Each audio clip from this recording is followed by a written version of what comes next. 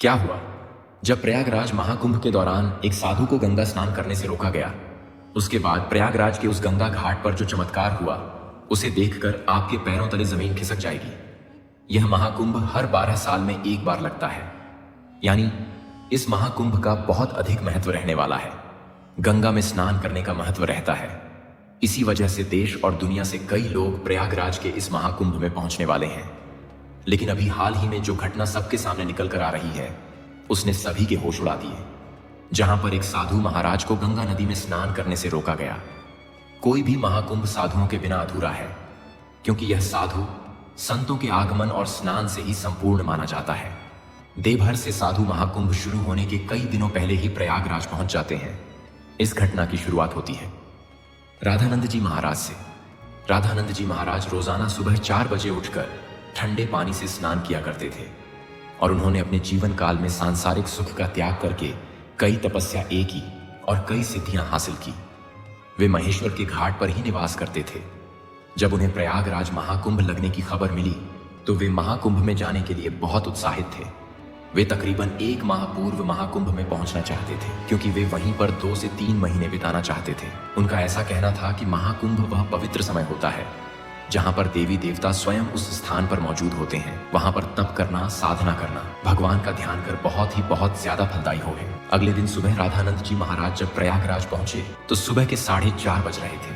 सुबह 4 बजे उनका स्नान करने का दैनिक नियम था। उन्होंने सोचा, क्यों ना आज गंगा नदी का पवित्र स्नान किया जाए, और वे प्रयागराज के गंगा घाट पर पहुंच गए। उस स्थान पर गंगा नदी की सफाई का कार्य चल रहा था। राधानंद जी महाराज को यह देखकर बहुत खुशी हुई। गंगा नदी में न करने के लिए आगे बढ़े तो वहां पर खड़े कुछ नगर निगम के अधिकारियों ने उन्हें रोक दिया। उनका कहना था कि आप अभी स्नान नहीं कर सकते, क्योंकि इस समय साफ सफाई का कार्य चल रहा है। प्रयागराज में रोजाना रात्रि के समय गंगा नदी की साफ सफाई का कार्य किया जाता है, ताकि दिन और शाम के समय यात्रियों को इस कारण कोई मुश्किलें ना हो।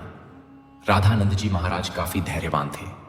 उन्होंने सफाई अधिकारियों को समझाया कि बात बहुत अच्छी है, लेकिन नित्य मेरा 4 बजे नहाने का नियम है, और आज अगर मैं प्रयागराज पहुंचा हूं तो मैं गंगा नदी में ही स्नान करूंगा, और मेरे एक अकेले के नहाने से ना तो तुम्हारी व्यवस्था बिगड़ेगी और ना ही मुझे कोई समस्या होगी। लेकिन वह अधिकारी अचानक से गुस्सा हो गया और उन साधु महाराज से कहने लगा कि आपको इसी समय क्यों नहाना है? अभी पूरा दिन पड़ा हुआ है। क्या यहां पर तुम्हें कोई इंसान नहाता हुआ दिख रहा है? क्या तुम्हारे अंदर इतनी शक्ति है कि तुम सुबह 4 बजे इतने ठंडे पानी से स्नान कर लोगे? व्यर्थ की बातें बनाना छोड़ दो और यहां से चले जाओ। अभी तक तो राधानंद जी महाराज बहुत विनम्र थे, काफी धैर्यवान थे, लेकिन उस अधिकारी के अपशब्दों को सुनकर के अचानक उन्हें बहुत बुरा लगा। उनका ऐसा मानना था कि गंगा नदी पर किसी का अधिकार नहीं है। यह तो साक्षात भगवान महादेव की जटाओं से निकलती है, जिसके अंदर सभी को अपने पाप धोने का अधिकार है, और उसके लिए कोई निश्चित समय नहीं हो सकता। लेकिन उस समय राधानंद जी महाराज ने उस अधिकारी को कुछ नहीं कहा और सामने घाट पर ध्यान अवस्था में बैठ गए। सबको लग रहा था कि वे साधु महाराज मान गए हैं और पीछे हट गए हैं। अब जब पुनः गंगा नदी के अंदर साफ सफाई की मशीनों को शुरू किया गया तो अचानक से एक बहुत बड़ी घटना घट गई। वे सभी मशीनें शुरू होने का नाम ही नहीं ले रही थी। ऐसा लग रहा था मानो वह जाम हो गई हो, या उनके अंदर बहुत सारा कचरा फंस गया हो। अधिकारियों ने मशीन को देखा, परखा और उसके अंदर का सारा कचरा बाहर निकाल दिया। सबको उम्मीद थी कि अब मशीनें कार्य करने लगेगी, लेकिन फिर जब मशीन शुरू की गई तो कोई भी मशीन चालू होने को तैयार ही नहीं थी। सभी अधिकारी बहुत हैरान थे, किसी की भी समझ नहीं आ रहा था। लेकिन जब मशीन चालू नहीं हुई तो कई मैकेनिकल इंजीनियरों की टीम को मशीन देखने के लिए बुलाया गया। उन सभी मैकेनिकों ने मशीनों को अच्छी तरह से झांसा परखा और यही पाया कि मशीन तो एकदम सही है, लेकिन इसके चालू ना होने का कारण किसी को समझ नहीं आ रहा था।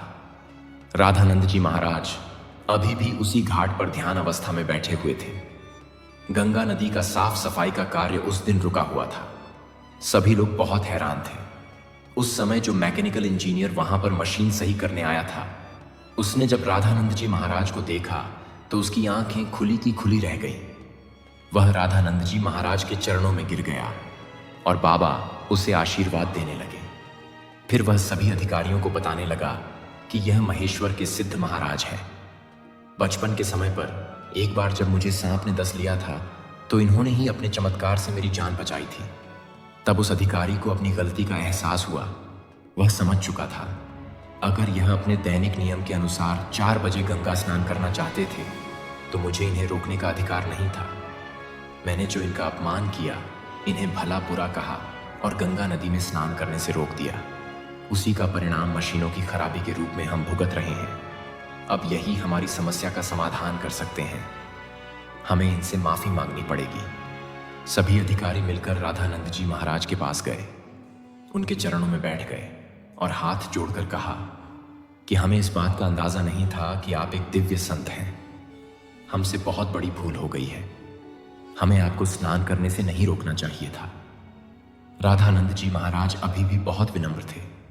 उन्होंने अधिकारियों से कहा कि यह जरूरी नहीं है कि कोई संत चमत्कारिक होके तभी ही उसे गंगा नदी में स्नान की अनुमति दी जाए। गंगा नदी के ऊपर साधु संतों का सबसे पहला अधिकार है।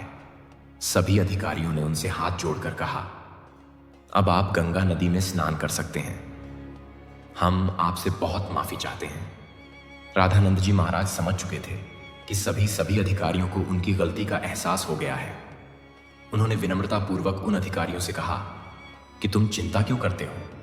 अभी समय कहां बीता है? जरा अपनी घड़ी में समय तो देखो, आखिर क्या बजे हैं? जब सभी अधिकारियों ने अपनी घड़ी में समय देखा तो उनके रोंगटे खड़े हो गए, क्योंकि उस समय सुबह के 4 बज रहे थे। किसी भी अधिकारी को यह समझ नहीं आ रहा था आखिर इतना इन्हा बड़ा चमत्कार कैसे हुआ। आखिर राधानंद जी महाराज ने अपने चमत्कार से समय को कैसे पलट दिया। इतना बड़ा चमत्कार देखकर सभी अधिकारी उनके चरणों में गिर गए और बाबा की जयकार लगाने लगे और इधर मशीनों को फिर से काम करना शुरू कर दिया। सारी मन एक साथ चालू हो चुकी थी, जिससे यह प्रमाणित हो गया कि यह मशीनें केवल रामानंद जी महाराज के इशारे का इंतजार कर रही थी। जैसे ही उन्होंने अधिकारियों का अभिमान चूर किया और गंगा नदी में स्नान किया, वैसे ही फिर से मशीनें चल पड़ी। यह बहुत बड़ा चमत्कार था जो हाल ही में प्रयागराज के महाकुंभ में हुआ है। वास्तव में दोस्तों, यह भूमि साधु संतों की भूमि है। यहां पर साधु संतों का ना तो अपमान किया जा सकता है और ना ही उन्हें छो समझा जाता है। इस देश का हर संत इस देश के लिए कुछ ना कुछ करता है और भक्तों को अध्यात्म के मार्ग से जोड़ता है। हमें कभी भी उनका अपमान नहीं करना चाहिए और ना ही उन्हें छोटा समझना चाहिए। इस पूरी घटना को लेकर आपके क्या विचार है, हमें नीचे कमेंट बॉक्स में जरूर बताइएगा। हर हर महादेव।